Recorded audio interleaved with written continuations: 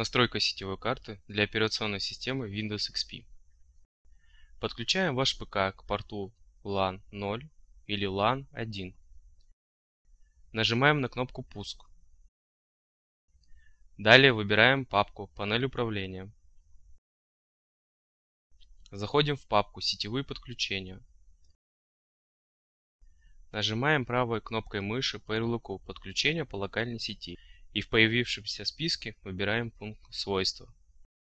В появившемся окне во вкладке «Общее» в списке компоненты, используемые этим подключением, находим пункт «Протокол интернета TCP/IP» и нажимаем ниже кнопку «Свойства». Выставляем маркер на пункт «Получить IP-адрес автоматически», а также на пункт «Получить автоматические адреса DNS-серверов».